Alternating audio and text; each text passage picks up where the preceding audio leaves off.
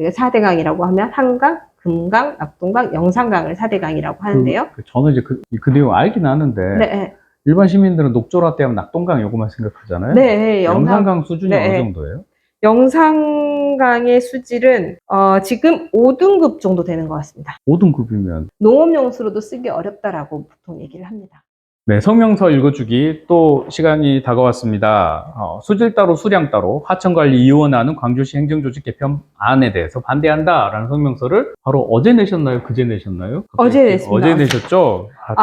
편집해서 나가는 날이 내일인가요? 아니요, 뭐 필요하면 오늘 내일 저녁에 예. 급하게 낼 수도 있고요. 네. 이렇게 따끈따끈한 내용이라서 네. 너무 좋고요. 본인이 사실은 제 입장에서는 제가 하천 관리를 잘 모르니 이게 지금 뭐 광주시가 갑자기 신활력 추진본부 얘기를 하고 있고 또 이게 또 하천관리 이원화 얘기가 나오고 네. 이해가 쉽지 않은 부분이 있어서 일단은 가장 기본적으로 이번 조직 개편안이 수질하고 수량을 따로 지금 보고 있다라고 문제 제기를 하셨는데 제목부터 이거 좀 풀어서 설명을 좀 해주실까요? 뭐 지자체장이 민선으로 이제 선출이 되고 지자체장이 이제 좀 바뀌면 그 지자체장이 시민들에게 제시한 비전과 본인의 시정 철학에 따라서 행정 조직을 개편하기도 하고 그리고 본인이 강조하는 업무 방향성에 맞춰서 조정을 하잖아요. 네. 그래서 이번 그 시의회에 행정기구 설치 조례를 개정하는 내용을 올렸어요. 시의회에서 이번 시의회에서 다루어 주라고 조직 개편안을 통과해 주라. 뭐 이렇게 쉽게 얘기하면 그러니까 행정 조직을 새로 시장이 바뀌어서 본인이 만들고 싶은 앞으로의 그 시의 모습, 시정의 방향들을 효율적으로 수행하기 위해서 조직을 이렇게 변화시키거나 재구성한다라고 보여지는데요. 이 내용들을 지난주 목요일 정도에 시에서 의회로 보냈고 저희들이 어제 그제 정도 이제 확인하면서 보니까 주요 골자는 신활력 추진본부를 새로 설치하는 기존에 있었던 뭐 조직들 중에 명칭을 바꾸거나 조금씩 국별로 위치 변경 아니면 업무에 약간의 변경들이 있긴 한데 주요 가장 큰 골자는 신활력 추진본부를 설치하겠다. 근데 이제 신활력 추진본부는 2024년 7월 31일까지 그러니까 2년인 거죠. 2년의 한시적인 기구로 운영을 할 거다. 근데 이 신활력 추진본부의 그 업무 내용들을 보면 제가 이게 양이 많아가지고 도시 신활력 기획 및 조성에 관한 사항 당연히 신활력 추진본부니까 이건 당연히 이제 그 방향성을 잡아가고 있겠잖아요. 그런데 그거 외에도 공원 조성 및 관리에 관한 사항 저희가 환경적인 부분들 중심으로 본다고 하면 생태하천 조성 및 공유수면 관리, 영산강 살리기 사업 시설물 유지 관리, 수변공원 개발 및 조성에 관한 사항들을 신활력 추진본부의 업무로 조정을 하는 안을 올렸더라고요. 그런데 우리가 하천에 그러니까 수량을 담당하거나 이수 이용할 수 있는 하천을 이용하는 여러 관리 정책 아니면 이용하는 사업들은 신활력 추진본부가 담당을 하고 기존에 수질과 수량을 함께 관리했던 물순환 정책과에서 수질 관리 업무는 그쪽에 그대로 놔두고 그래서 수량과 수질을 따로따로 관리하는 행정 조직을 만들겠다라고 하는 내용을 올렸습니다. 이게 사실 제 입장에서는 그냥 그럴 수도 있지 수질은 따로 관리하고 수량을 따로 관리하고 뭐 그럴 수 있지라는 생각이 들기도 하거든요. 일반 시민들도 아마 비슷할 거라는 생각이 들어요. 일반 시민들은 안 그럴 것 같은데요? 아니 내용을 잘 모르면 그럴 수밖에 없을 것 같아서 통합관리가 왜 필요한 거예요? 아니 하천이라고 하는 곳이 그러니까 오랜 사실은 그러니까 하천이 정말 이렇게 수질과 수량이 연간 분리돼서 그동안 관리되어 왔었어요. 그래서 예를 들면 수량은 과거에 뭐 국토부에서 관리하고 수질은 환경부에서 관리를 했어요. 그래서 영산강에 예를 들어서 영산강에 수질을 관리하려면 상류에서 물을 가둬놓고 안 주면 영산강의 흐름이 정체되고 속도가 느려지잖아요. 그러면 수질은 점점 악화되는 거잖아요. 우리가 영산강의 물을 모두 다 퍼가지고 하수종말 처리장에서 정화시켜가지고 내보내고 이러는 게 아니잖아요.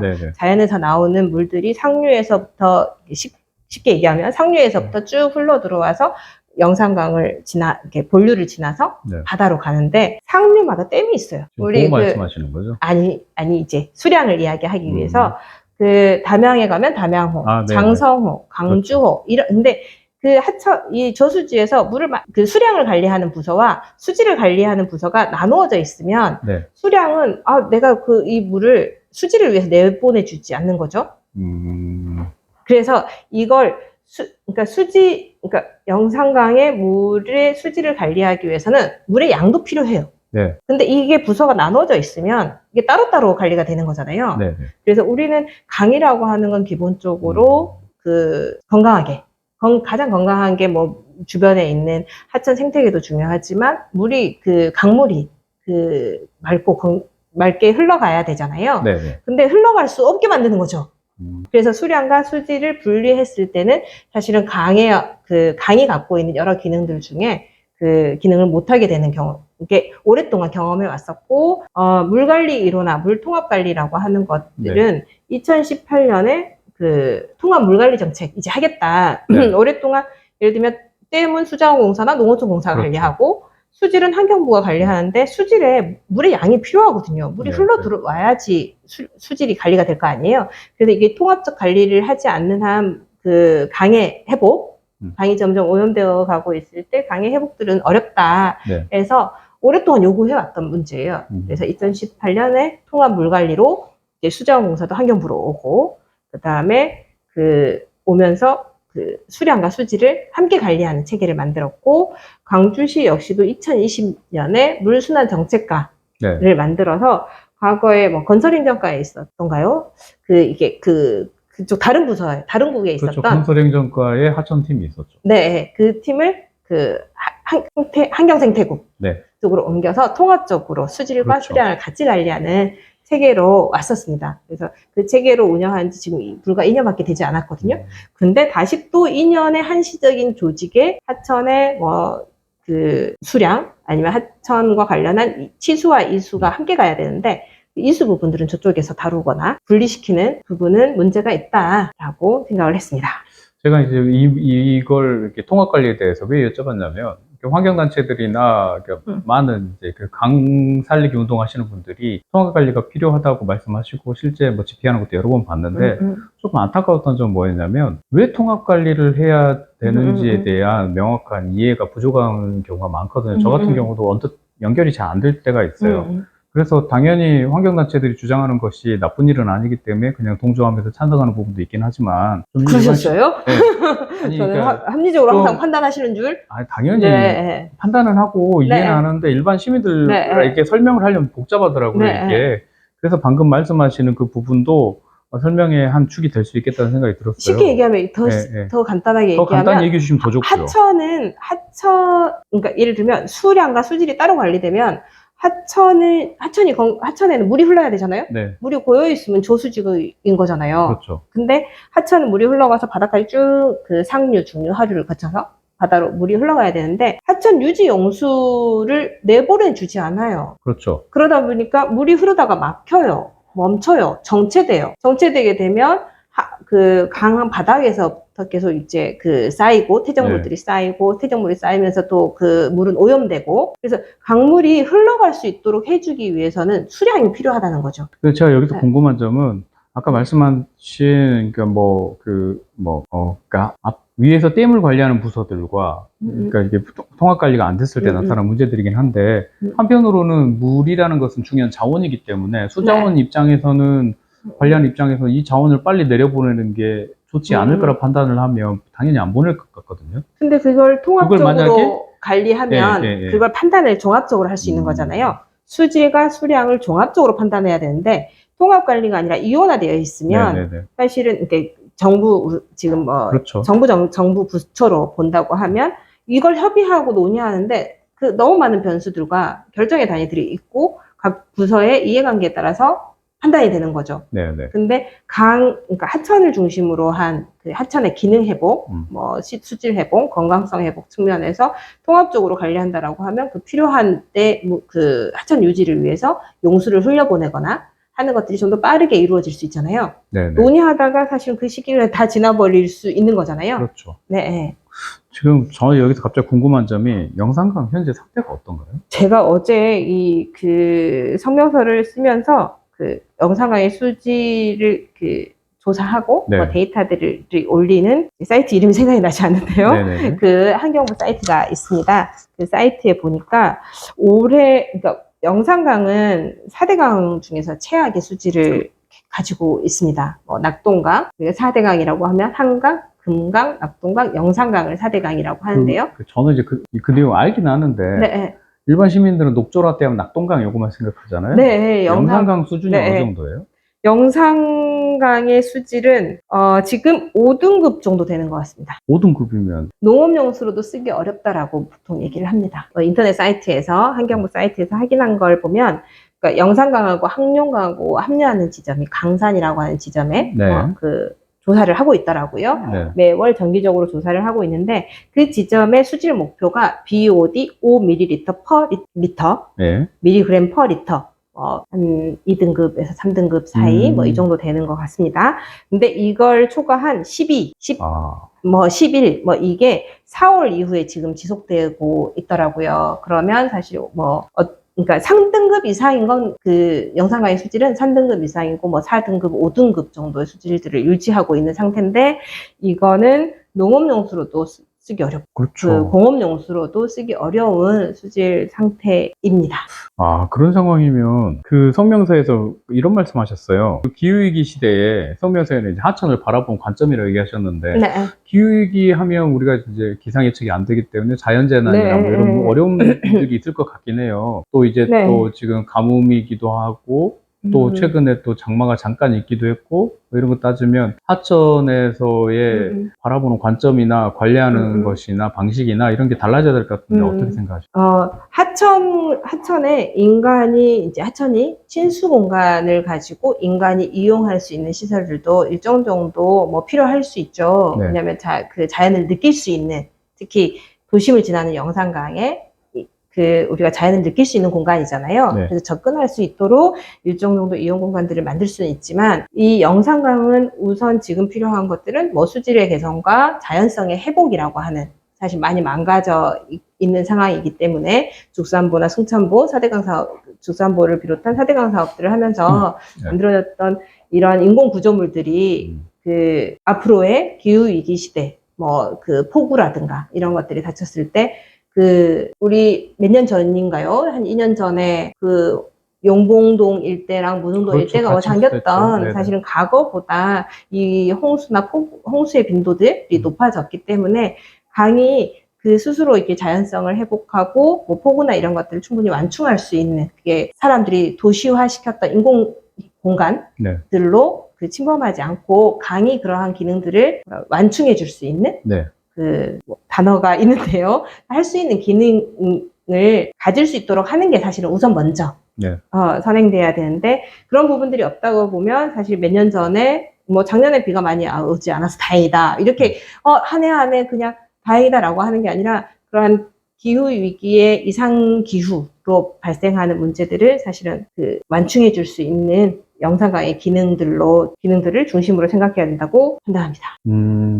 그 중간에 말씀 중에 자연성 회복이라는 말씀을 하셨는데 이 자연성 회복이라는 게 정확하게 무슨 의미인지, 제 생각에는 이게 그냥 그러니까 동식물들이 자연스럽게 살 수 있는 공간을 말씀하시는 건지, 아니면 중간에 말씀하신 인공구조물에 대한 를 없애는 거라든지 이런 걸 말씀하시는 건지. 두 가지 다일 것 같습니다. 하천에 지금 과도하게 인공구조물들이 많이 있잖아요. 사실은 한번 폭우가 내려서 한번 물속이 빨라지고 하면 강변에 설치해놨던 콘크리트 구조물들은 다 벗겨져서 쓸려 내려갑니다. 근데 그걸 또 몇 년 지나고 나면 또 설치하고, 또 폭우가 내리면 또 쓸려 나가고, 그런 인공 구조물들을 설치하는 거, 지양해야 하는 거.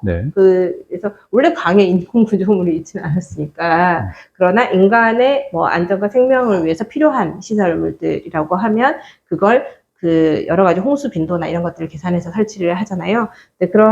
근데 너무 많은 인공 구조물을 하거나, 그 다음에 인간이 강 주변, 강변에 여러 시설물들을 설치하다 보면 그 자연이 야생 동식물들의 사실 서식지이기도 한데 그들이 강변에서 살지 못하고 뭐 도심에 출현하는 경우도 많습니다. 영산강변에 막 그 이런 수달들이 영산강변에 살다가 너무 시끄럽고 그 인간의 개입들, 가족들이 많아서 도로에서 로드킬 당하는 경우들 강변에 많이 있거든요. 그래서 그러한 그 야생 동식물의 서식 공간, 강에서 살고 있는 야생 동식물들의 서식 공간들을 지켜주는 거, 복원해주는 거, 이런 것들도 필요하고, 사대강석으로 그 하천 바닥을 많이 긁어냈어요. 준설을 많이 하다 보니까 하천이 되게 깊어졌거든요. 이런 부분들도 또 어떻게 할 것인가, 뭐 이런 숙제들도 있는데요.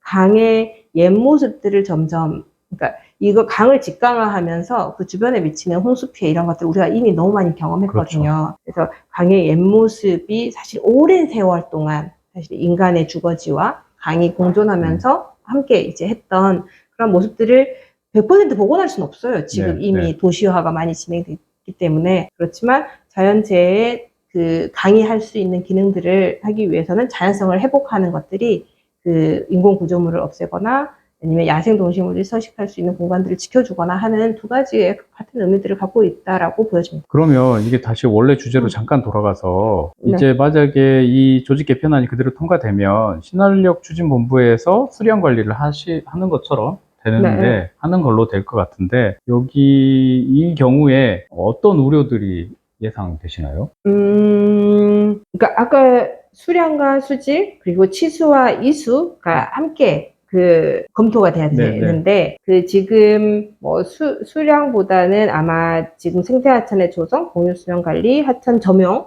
뭐 이런 부분들이라든가 수변공원 개발 및 조성이라고 하는 이수 부분에 치중하다 보면 그 그러니까 그 강을 이용해서 수변 공간을 개발하는 것에 초점이 맞춰지다 보면 과거에 우리가 이미 경험했고 시행착오를 겪었던 부분이거든요. 과도한 하천의 시설물들이 사실 불과 몇 년 만에 이렇게 또 큰 비 오면 쓸려 내려가고 이렇게 했던 것들, 경험했던 것들이 다시 반복되면서 그냥 막대한 예산들이 그 투입되고 행정력들이 투입되면서 그게 다시 그냥 다 숲으로 돌아가는 상황들. 그러니까 우리는 지금 이미 그 영산강을 어떻게 관리해야 할지라고 하는 계획들이 만들어져 있고, 승천보도 지금 작년에 국가물관리위원회에서도 영산강의 제자연화를 위해서 어떻게 죽선보를 철거하고 승천보는 상시 개방을 통해서 물이 흘러가도록 하자. 그러니까 원래 그 MB의 4대강도 그거잖아요. 물을 많이 가둬놓고 그 주변에서 사람들이 많이 놀면서 물이 찰랑찰랑한 걸 보도록 하자. 그러다 보니 영산강에 또 끊임없이 녹조가 발생을 했단 말이에요. 낙동강이나 한강뿐만 아니라 그 영산강에서도 MB 4대강 사업이 끝나고 나서 녹조가 매년 발생을 했었어요. 근데 그나마 지금은 보를 개방하고 있어서 물이 흘러가다 보니 그 녹조 발생들이 과거보다 좀 덜한데 올해는 또 어쩔지 사실은 모니터링 해봐야 될 것 같은데요. 물이 그 오염된 상황에서 수변공원을 아무리 개발한들 찾아오는 사람들이 없게 되는 상황이죠. 그래서 이 통합적 물 관리를 통해서 우선 영산강은 예를 들면 뭐 그 기존에 있는 시설들은 잘 관리하고 그 시민들의 뭐 수요들이 워낙 도시 안에서 휴식 아니면 뭐 자연과 접하는 공간들이 적다 보니 영산강에 그런 시설들이 있는데요. 뭐 관리하더라도 좀 다시 재자연화라고 하는 큰 방향성이 결정돼 있기 때문에 그걸 맞춰서 지방 행정들도 이루어질 수 있도록 해야 되는 게 필요한데요. 과도하게 수변공원 개발이라고 하는 수변 공간을 개발하고 조성하는 것에 포커스를 맞추는 것은 지금의 시대적 상황하고는 좀 맞지 않는 것 같습니다. 그러면 이건 좀 상상의 나래를 펼쳐서 계획이 없는 질문인데 그냥 드리면 지금 만약에 신한력 추진본부로 수질 행정까지 보낸다면 그럼 통합 관리잖아요, 일종의. 그건 괜찮나요? 아까 초반에 말씀드렸지만 민선 8기의 조직 개편은 강주시의 강기정 시장님의 시정의 비전과 철학이 사실 담보가 돼야 됩니다. 근데 그 신한력 추진본부가 구체적으로 어떤 비전들을 가지고 수행할 것인지 아직 사실 명확치 않아서 그렇게 줄 세우기식 게 그 업무 배치가 이게 맞냐 틀리냐라고 얘기하기는 어렵고요. 그리고 또 한편으로는 뭐 수량과 수질을 가지고 있더라도 이 하청 관리라고 하는 거는 그냥 일상적으로 지속적으로 이루어져야 될 업무잖아요. 네. 사실은 이 하청 관리가 제대로 되지 못하면 우리 그 강주 시민들이 그 피해는 고스란히 입게 되는 거잖아요. 네. 뭐 하천의 범람이라든가 기후 위기에 그 이후에 대응하지 못하는 그 도시의 모습들로 만들어지기 때문에, 그래서 하천의 관리를 신한력이라고 하는 이름으로 할 수 있을 것이냐라고, 저는 하천이 건강하게 살아나면 하천이 활력이 있게 되고 다시 도시도 활력이 있다라고 생각하는데, 아마 강기정 시장님이 그리시는 활력은 뭐 재미와 뭐 아까 보니까 그 재미와 활력 뭐 이런 걸 얘기하시는 것 같던데요. 아마 그 그림이 서로 각자 다를 것 같습니다. 그리고 강주시의 조직 개편에 아쉬운 부분들도 있어요. 지금 기후위기 시대 계속 저희들이 얘기하지만, 비단 기후위기의 문제는 환경운동가들이 얘기하는 수준은 이미 넘어섰어요. 그렇죠. 모든 사람들이 기후위기를 체감하고 있어요. 올 여름도 여전히 매년 그 체감하고 있는 이 상황에서, 그리고 지난 민선 7기에 그래도 시민들에게 박수를 받은 정책 중에 하나는 탄소 중립 선언을 정부의 그 국가의 그 탄소 중립 기준보다 5년 당겨서 2045년에 탄소 중립을 실현하겠다라고 밝혔거든요.